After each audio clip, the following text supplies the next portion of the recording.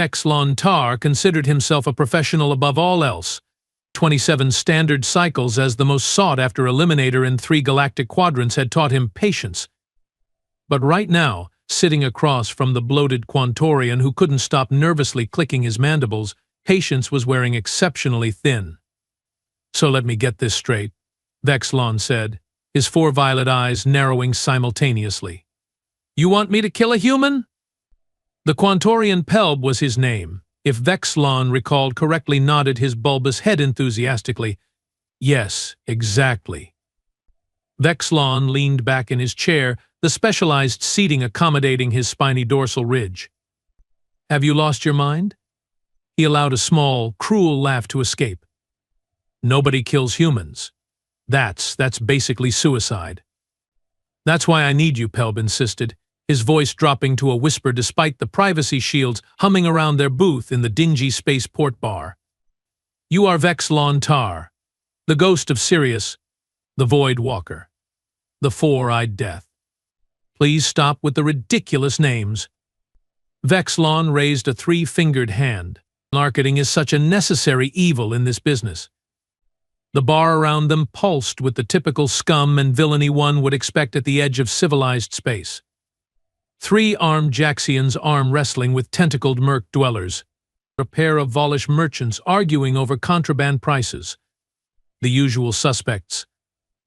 "The fee will be substantial," Pelb continued, sliding a crystal data chip across the sticky table. Vexlon didn't touch it. "I'm retiring. This was supposed to be a courtesy meeting. I'm not taking new contracts. But do you understand what humans are?" Vexlon interrupted, leaning forward. His exoskeletal faceplates shifted into what most species recognized as exasperation. "They are from a death world. Their bones are filled with calcium, actual metal inside their bodies. They can survive radiation that would cook most species. Their bite contains enough bacteria to cause infections. They can regrow certain body parts. They drink poison for pleasure, for fun." Pelb's mandibles clicked faster. "I know all this, but nothing. They are practically indestructible," Vexlon continued, warming to his subject. "There's a reason the Galactic Council gave them protected status. It wasn't charity. It was fear. Pure, simple fear."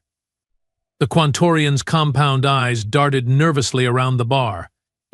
"This particular human has been interfering with certain business interests, high-level interests, the kind that can make your retirement very comfortable, or very brief." Now that got Vexlon's attention. Threats were common in his line of work, but implied threats from high-level interests were another matter entirely. "How much?" Vexlon finally asked. "Double your usual fee. Half now, half upon confirmation."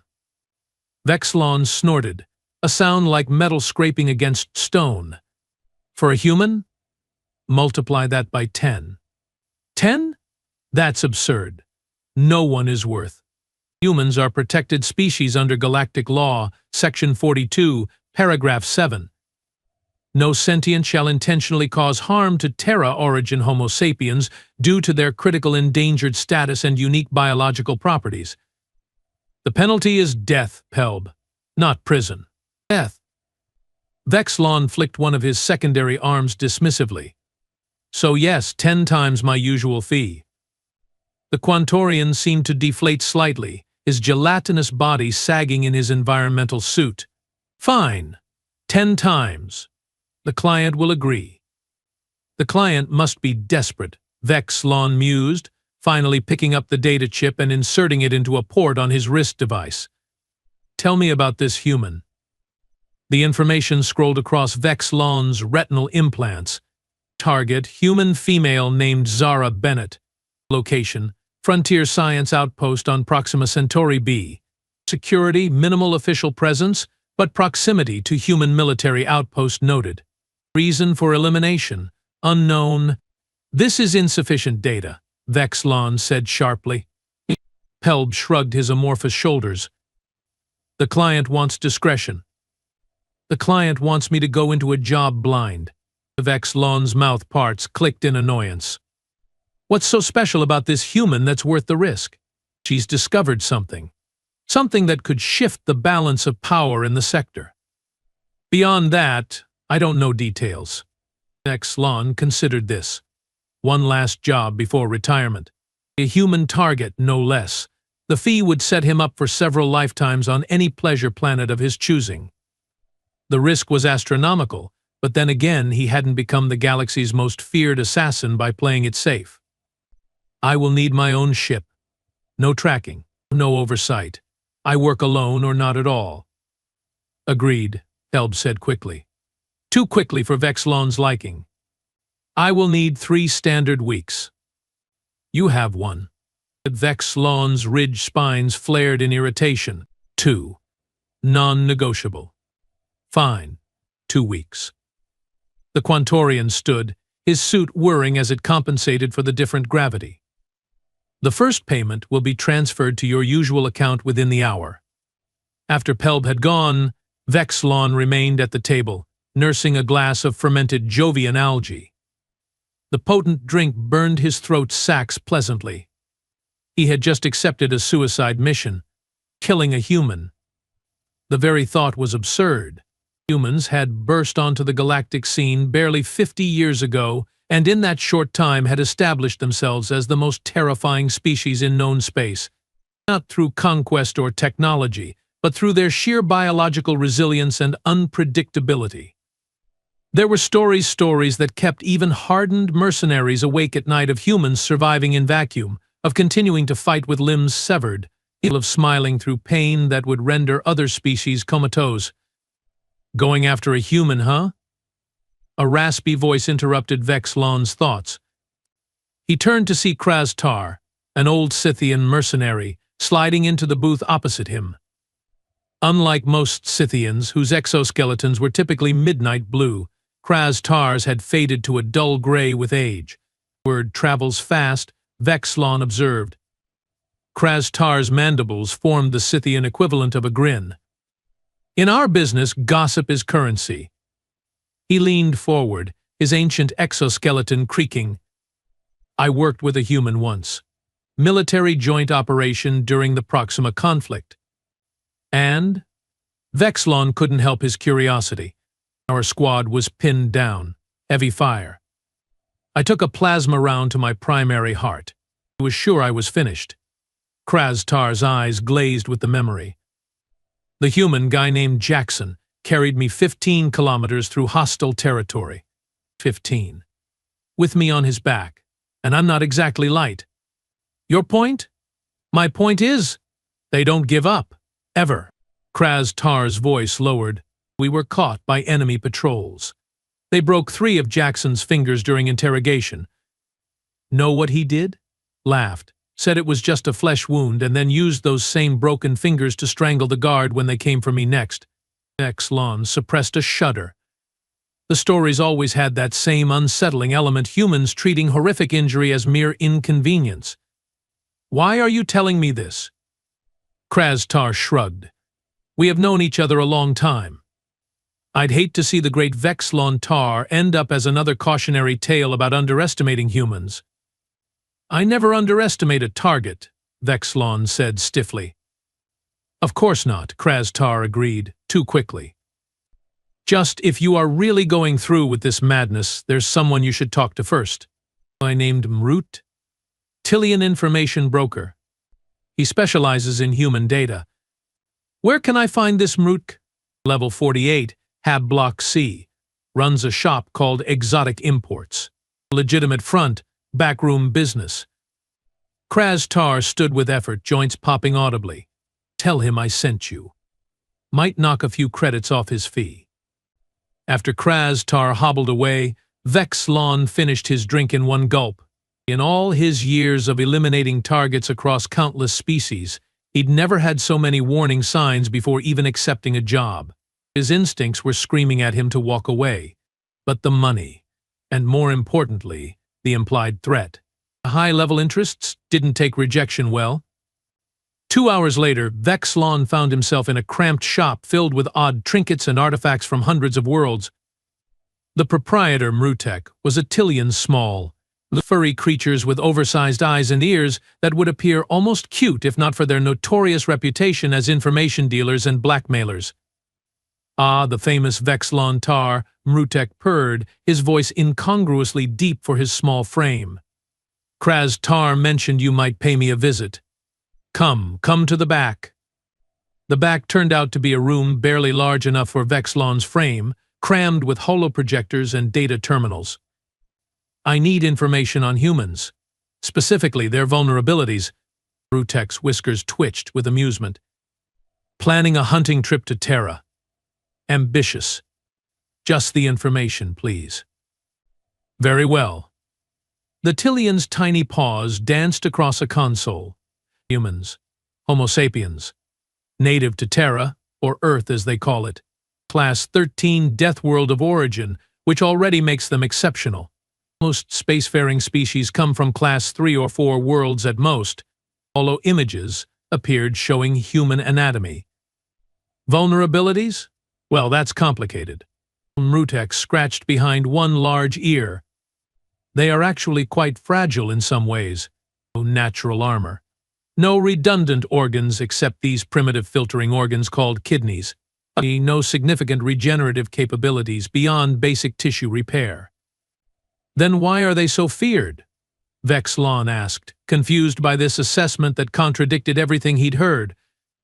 Because, Mrutek said, eyes gleaming, they simply refuse to acknowledge their limitations. Their bodies may fail, but their minds override. More images appeared humans performing incredible feats, despite severe injuries. They have this thing they call adrenaline, Mrutek continued, a chemical their bodies produce under stress that can temporarily give them almost superhuman strength and pain resistance. There are documented cases of humans lifting vehicles to save trapped companions. Chemical enhancement, Vexlon nodded. Many species have similar. No, Mrutek interrupted, clearly annoyed at being compared to lesser information brokers. It's natural, automatic, and combined with their psychological makeup, it makes them uniquely dangerous. They don't register certain pain the way other species do. Their survival instinct works differently. Vexlon felt his confidence wavering. Surely they must have some weakness. Oh, they have many. They are quite easy to kill, actually. Their central processing unit brain is protected by only a thin layer of calcium. Their vital fluid circulation blood is easily accessible through thin skin. Their neck vertebrae are embarrassingly breakable. So what's the problem? Mrutek leaned forward conspiratorially. The problem, my four-eyed friend, is that killing them and stopping them are two entirely different propositions. The Tillian pulled up footage that made even Vexlon's hardened stomach churn. A human soldier, clearly mortally wounded, continuing to fight for several minutes before finally succumbing. They call it dead man walking, Mrutek explained. Even with fatal damage, their bodies can continue functioning long enough to take you with them. I can handle a few minutes of resistance, Vexlon said, attempting to sound more confident than he felt. Mrutek's laugh was not reassuring. There's also their unpredictability.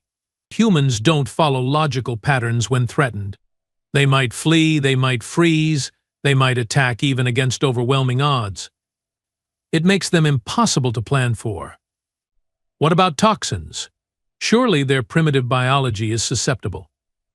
Ah, another fascinating aspect. Mrutek seemed genuinely excited now. Humans regularly and voluntarily consume substances that would kill other species. They call it drinking or recreational drugs.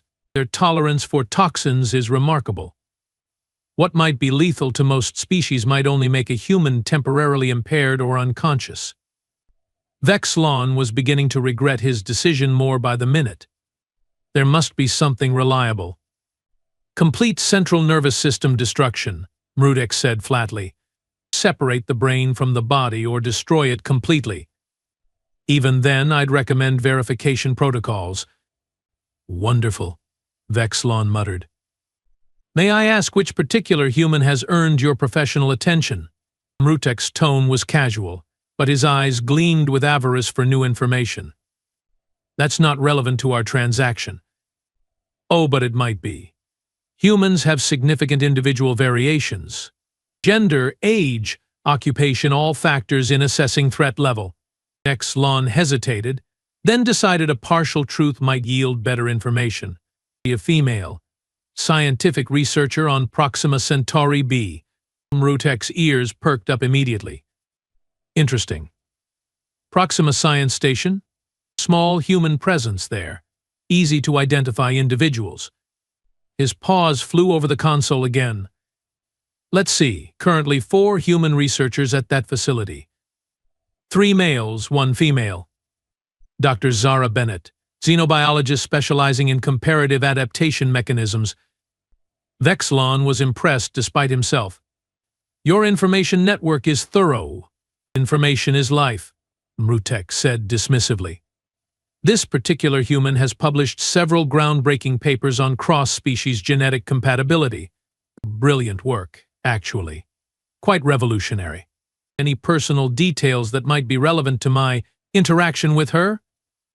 Former Terran military, Rutek said, causing Vexlon's hearts to sink. Marine biologist initially, then special operations for 7 years before returning to academia. Proficient in 3 forms of combat, survived a shuttle crash on Mars that killed 7 others. Of course she did. Vexlon sighed. Oh, and one more thing you should know. Rutek's expression turned serious. She's been making regular transmissions to Terran's Central Command. Encrypted, high priority.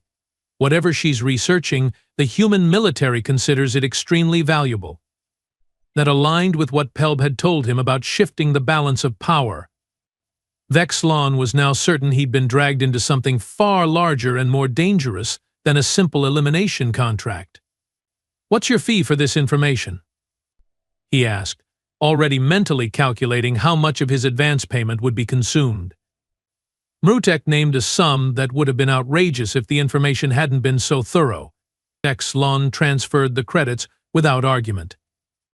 One last piece of advice, free of charge, Rutek said as Vexlon turned to leave.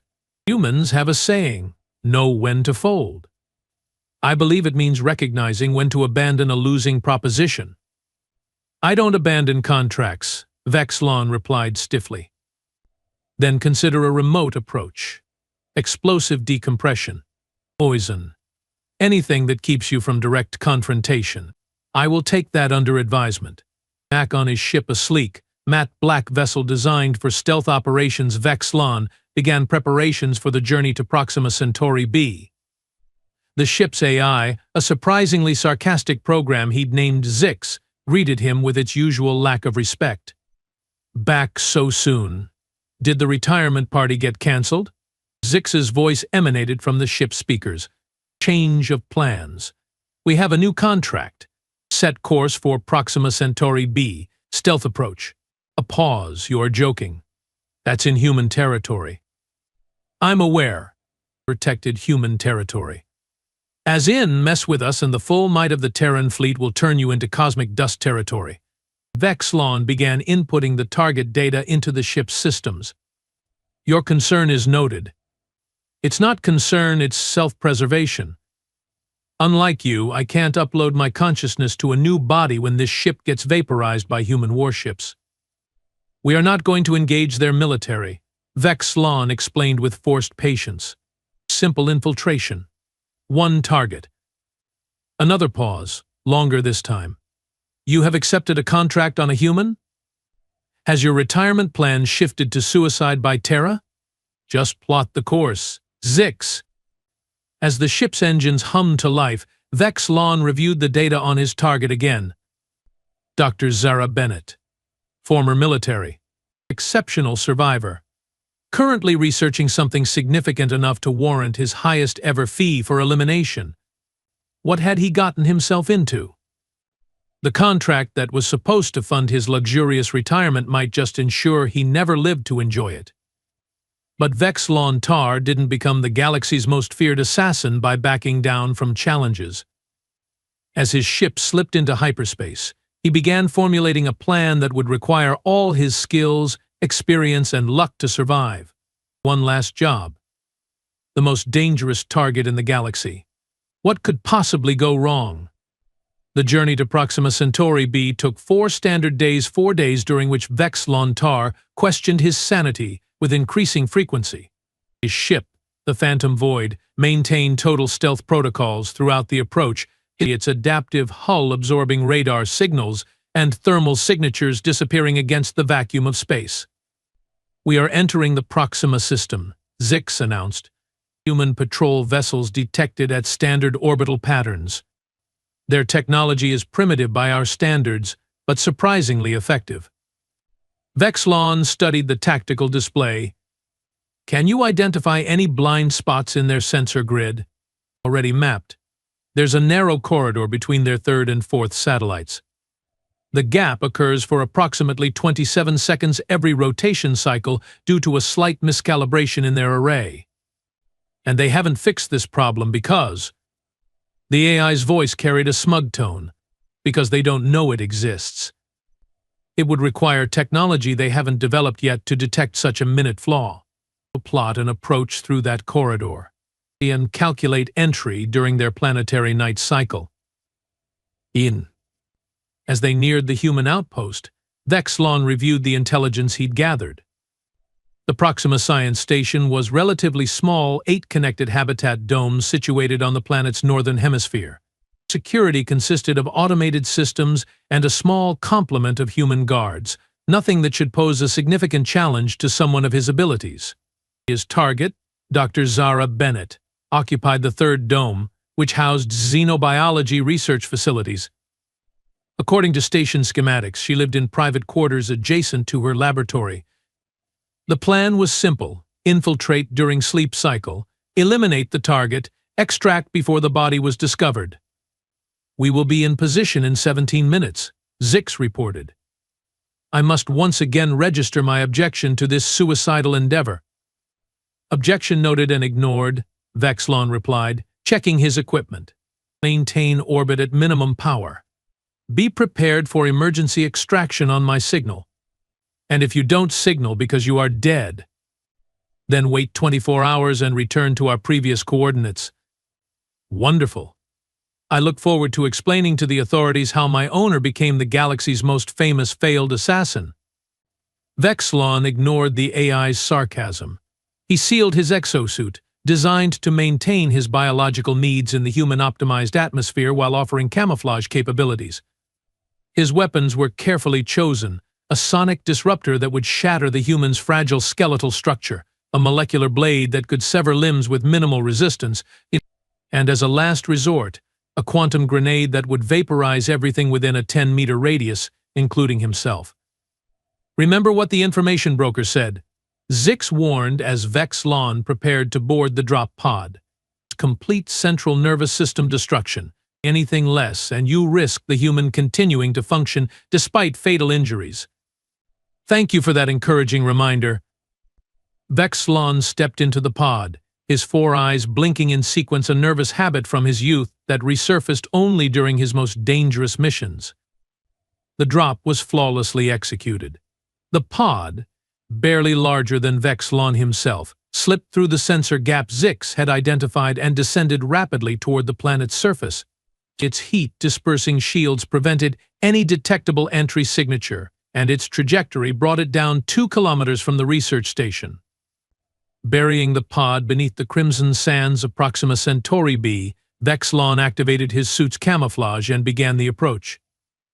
The alien landscape was harsh low gravity, thin atmosphere held in by the station's field generators, and a perpetual reddish twilight from the dim star overhead. As he drew closer to the facility, Vexlon's suit's sensors detected the security measures, motion sensors, heat detectors, pressure plates at entry points. Amateur efforts by his standards. He had disabled more sophisticated systems while still an apprentice. What troubled him more were the subtle signs of military presence that hadn't appeared in any of his intelligence. A communications array too powerful for a simple research station. Reinforced barriers that could withstand orbital bombardment. And most concerning of all, what appeared to be concealed weapon emplacements disguised as atmospheric regulators. This was no ordinary science outpost. Circumventing the external security took 37 minutes longer than anticipated, but still within acceptable parameters. Vex-Lon accessed the facility through a maintenance shaft, his slender frame easily navigating the tight space designed for repair drones. Inside, the station was eerily quiet.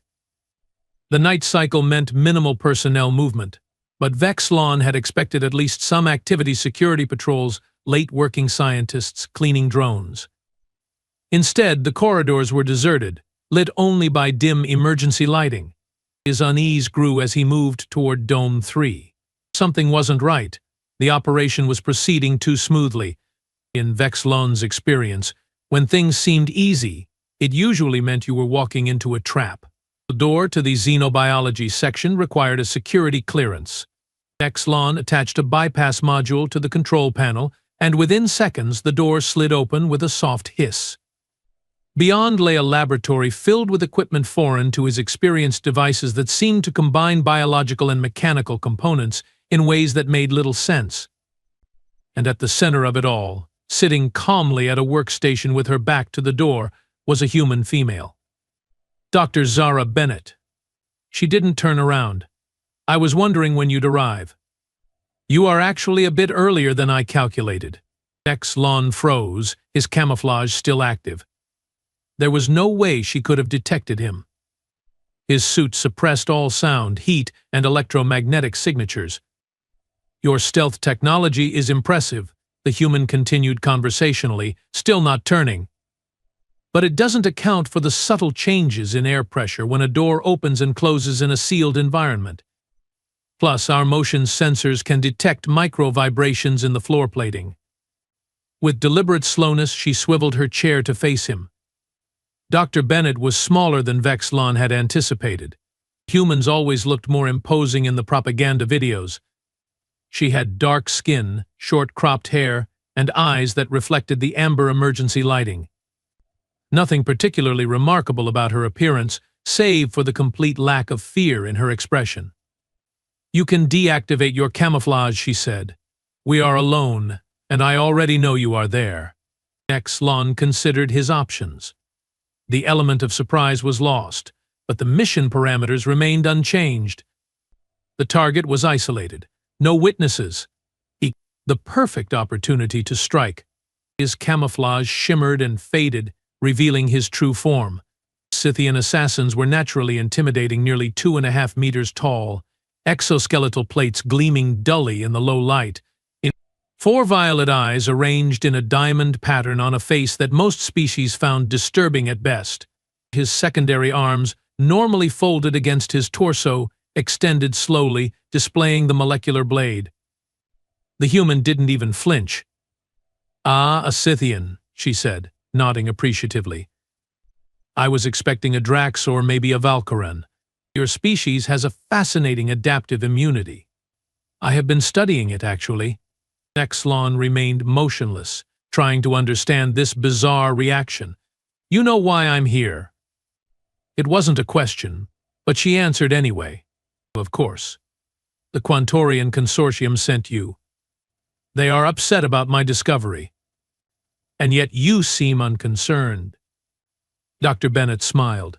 It wasn't a particularly threatening expression on its own, but something about its casualness sent a chill through Vex-Lon's exoskeleton. "Should I be?" She gestured around the empty lab. "No alarms, no security team bursting in. Just the two of us having a civilized conversation." "A conversation that will end with your death," Vex-Lon stated flatly, trying to regain psychological control of the encounter. "Perhaps." She shrugged another disconcertingly casual gesture. "But I think you might want to hear what I have to say first." A professional courtesy between experts. Despite his better judgment, Vex-Lon was curious. This human was unlike any target he'd encountered before. "You have 1 minute before I complete my contract." "Generous of you." Her smile widened slightly. "The Quantorians told you I discovered something that could shift the balance of power, yes? What they didn't tell you is what that discovery actually is."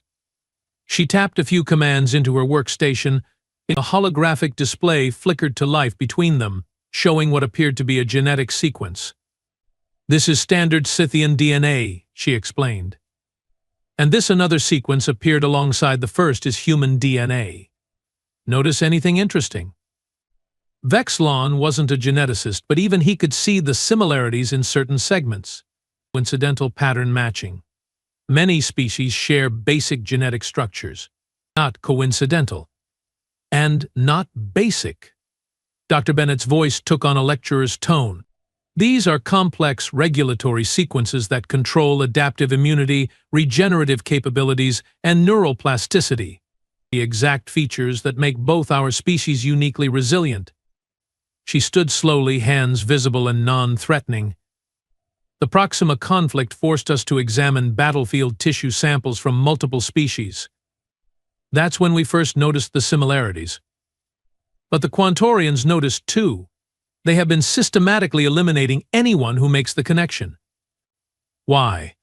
Vexlon found himself asking, even as his training screamed at him to complete the mission and leave. "Because it suggests either parallel evolution under nearly identical conditions, astronomically improbable, or deliberate genetic engineering by a precursor civilization. The same precursors whose technology the Quantorian Consortium has been secretly hoarding and exploiting for centuries." Vexlon's grip on his weapon tightened. "You are stalling." "I'm explaining why you are here," she countered. "The Quantorians aren't worried about a scientific discovery. They are terrified of what happens when humans and Scythians realize how similar they actually are, how we could share technologies, medical advancements, evolutionary advantages. They are afraid of what we could become together." The hologram shifted again, showing projections of hybridized genetic therapy treatments. "Your remarkable exoskeletal regeneration combined with our neural adaptability. Your multi-spectrum vision paired with our endurance. The possibilities are revolutionary. And the Consortium knows it would disrupt their carefully maintained power structure." Vexlon struggled to process this information. If she was telling the truth and his instincts suggested she was, then he wasn't just an assassin. He was a pawn in a much larger game. "You have known I was coming," he said slowly. "Yet you remained here, alone, unprotected." Dr. Bennett's expression shifted slightly. "I wouldn't say unprotected." The realization hit Vexlon an instant too late. The empty station. The lack of security personnel in the military-grade communications array. This wasn't a trap for the human. It was a trap for him. "The entire facility was evacuated 12 hours ago," she confirmed, reading his body language. "Everyone except me, and approximately 30 Terraforce Marines hidden throughout this dome and the adjacent structures." At that precise moment, targeting lasers appeared on Vexlon's chest plates, dozens of them, their red dots vivid against his dark exoskeleton. "They have been watching our entire conversation," Dr. Bennett continued calmly, "waiting for my signal, or for you to make a threatening move." Vexlon remained perfectly still, calculating his chances. Even with his combat skills and enhanced biology, he couldn't survive coordinated fire from 30 human weapons. The quantum grenade was now his only leverage. "If I die, this entire dome is vaporized," he warned, slowly raising his primary hand to reveal the grenade. To his surprise, Dr. Bennett laughed, an actual laugh, as if he'd said something genuinely amusing. "You really don't understand humans at all, do you?" She stepped closer, a move so illogical that it momentarily confused him. "That's exactly what we are counting on." Before Vexlon could react, she closed the distance between them entirely, standing directly in front of him, her fragile human body easily within reach of his blade. "If you trigger that grenade, you kill me. Mission accomplished. But you also die, and more importantly, you destroy all of my research. The very research that proves your species and mine share a common genetic ancestor. The research that could elevate both our peoples and break the Consortium's control." She met his gaze without wavering. "So here's your choice, Vexlon Tar. Complete your contract and die, knowing you have helped maintain the status quo that keeps both our species subservient. Or walk away. Help me expose the truth. become something more than just the galaxy's most feared assassin. The targeting lasers remained fixed on his vital points, but Vexlon barely noticed them now. His focus was entirely on the human before him, this small, physically unremarkable creature who had outmaneuvered him completely. "The consortium will send others," he said finally. "Probably," she agreed. "But none with your reputation or skills, and none who will have the advantage of already knowing what they are walking into. You are suggesting an alliance. I'm offering you something better than retirement."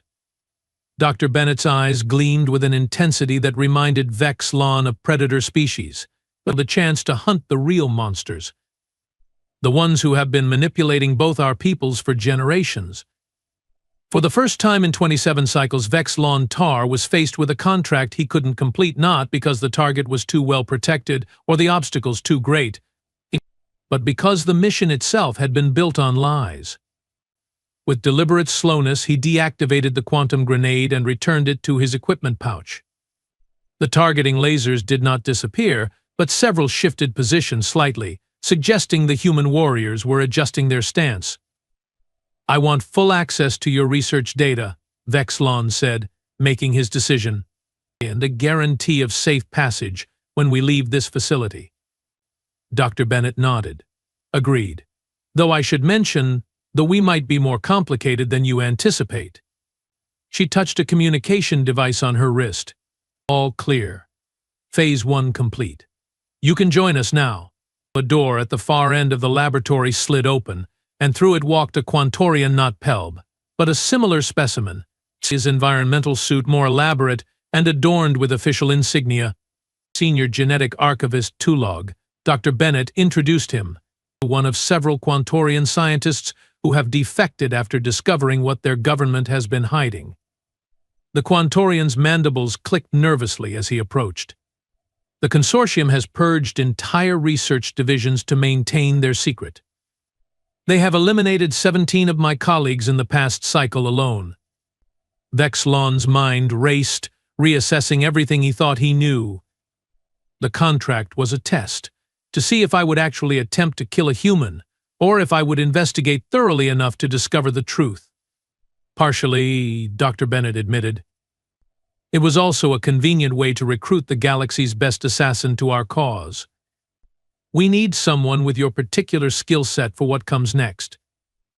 The targeting lasers finally disappeared as hidden panels slid open throughout the laboratory, revealing the human warriors who had been monitoring the exchange. They were large for their species, clad in combat armor that Vexlon recognized as significantly more advanced than standard Terran military issue. "Special operations," Dr. Bennett explained, following his gaze. "Like me. Before I returned to scientific research." One of the warriors approached, removing his helmet to reveal a scarred face and calculating eyes. "Commander Dax," he introduced himself.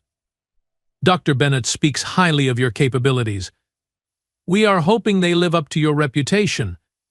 Vexlon straightened to his full height. "Depends on the mission." Dr. Bennett exchanged glances with the commander before responding. "We have identified the central data repository where the consortium stores the precursor genetic technology. It's on their homeworld, in a facility buried 3 kilometers beneath the capital city. Heavily guarded, I assume?" "The most secure installation in Quantorian space," Tulog confirmed. "No one has ever infiltrated it successfully." For the first time since entering the facility, Vexlon felt something other than confusion or wariness. A familiar thrill, the challenge of an impossible mission. The hunt. "What exactly would my role be in this operation?" he asked. Gasped. Commander Dax grinned, an expression that Vexlon was beginning to understand wasn't always meant to be friendly when humans displayed it. "You are going to help us break in, copy the data archives, and then make sure the consortium can never use these secrets against any species again." "And why would I agree to this suicidal mission when I was planning to retire?" Dr. Bennett stepped forward again. "Because you are a professional, Vexlon Tar, and professionals care about who they are really working for and why. The consortium has been manipulating you, using your skills to eliminate threats to their power. Don't you want to return the favor? She was right, of course. Few things were more offensive to Vexlon than discovering he'd been used as a pawn. His professional pride demanded rectification. "I will need my ship," he said finally, "and a complete briefing on the facility's defenses." "Already arranged," Commander Dax replied. "Your AI has been communicating with our system since you entered orbit." Quite the sarcastic program, by the way. Vexlon wasn't surprised. Zix had always been too independent for a ship's AI. "When do we begin?" "Immediately," Dr. Bennett said. "The consortium will realize something went wrong when you don't report my elimination. We need to move before they can increase security at the repository." As the group moved toward the facility's hangar bay where the Phantom Void had apparently been guided to dock, Vexlon found himself walking alongside Dr. Bennett. "You never feared me," he observed, "not even when I revealed myself." She glanced up at him, her expression thoughtful. "Fear is a luxury in my line of work." "Gay." "Besides, I have encountered Scythians before. Your people fought alongside humans during the Proxima conflict. Did you know that?" "I have heard stories," he admitted, thinking of old Kraz Tar's tale in the spaceport bar. "Then you know we are more alike than different.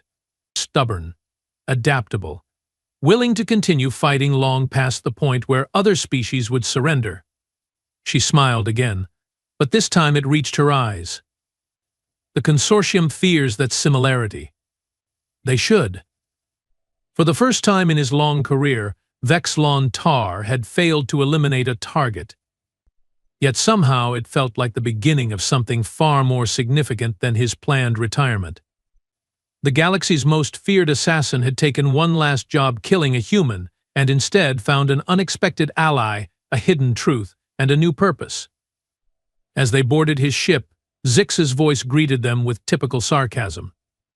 "Welcome back, still alive I see, and you have brought friends." "How wonderful. Is this a social visit, or are we now running a passenger service for the most dangerous species in the galaxy?"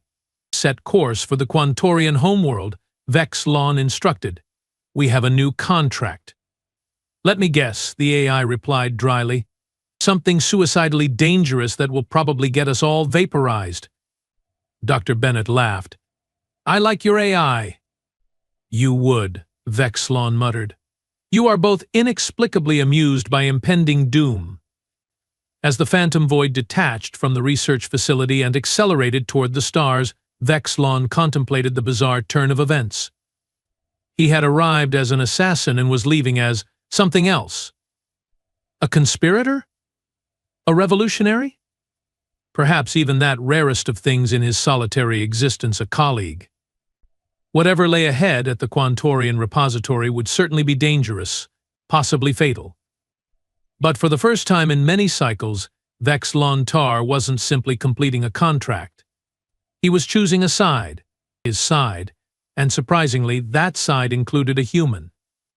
The galaxy's deadliest assassin and the supposedly fragile creature he'd been sent to kill, united against those who had underestimated them both. The consortium had no idea what was coming for them. And that, Vexlon decided, was exactly how he liked it.